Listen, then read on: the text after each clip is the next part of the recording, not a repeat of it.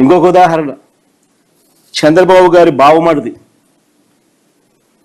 వియ్యంకుడు Balakrishna gun పట్టుకొని టపా టపా అని ఇద్దరిని కాల్చి పడేయలేదా అని అడుగుతా ఉన్నా. టపా టపా అని గన్ను పట్టుకొని కాల్చి పడేయలేదా అని అడుగుతా ఉన్నా. ఇదే పెద్ద మనిషి బాలకృష్ణ, చంద్రబాబు నాయుడు గారి వియ్యంకుడు, టపా టపా అని ఇద్దరిని లేపేయలేదని అడుగుతా ఉన్నా. ఎవరిదయ్యా గన్ కల్చర్ అని అడుగుతా ఉన్నా. ఆ తర్వాత సాక్షులు ఉండకూడదని చెప్పి ఆ ఇంట్లో ఉన్న వాచ్మెన్ను, అంటే వాళ్ళ ఇంట్లో ఉన్న వాచ్మెన్ను బండరాయితో మోది చంపారు.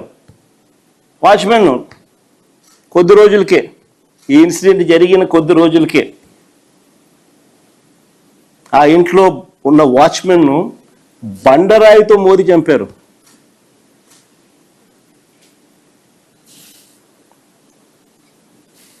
ఇంకొక ఇన్సిడెంట్, పాపం ఎన్టీఆర్ గారి అబ్బాయి హరికృష్ణ గారు యాక్సిడెంట్లో ఆయన చనిపోతే పరామర్శ కోసం అని చెప్పి పోయి చంద్రబాబు నాయుడు గారు పోయి కేటీఆర్తో పొత్తులపై చంద్రబాబు మాట్లాడారు శవాన్ని పెట్టుకొని.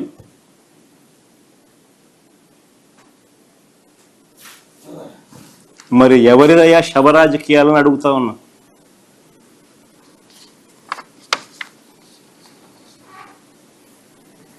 అంతేకాదు, సొంత కూతుర్నిచ్చి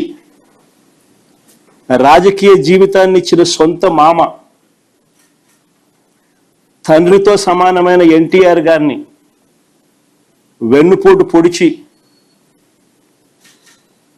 సీఎం కుర్చీని, ఆయన పార్టీని, ఆయన గుర్తును లాక్కుని ఆయన చనిపోయేట్టుగా చేసింది ఎవరయ్యా చంద్రబాబు అని అడుగుతా ఉన్నా. ఎవరివయ్యా కుట్ర రాజకీయాలు అని అడుగుతా ఉన్నా.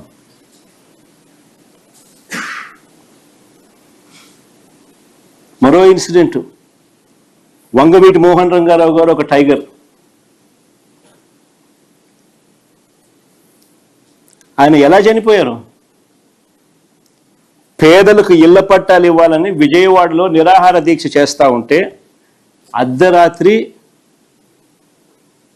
అర్ధరాత్రి చంద్రబాబు నాయుడు గారి గవర్నమెంట్, తెలుగుదేశం పార్టీ అధికారంలో ఉంది, అర్ధరాత్రి నరికి చంపారు.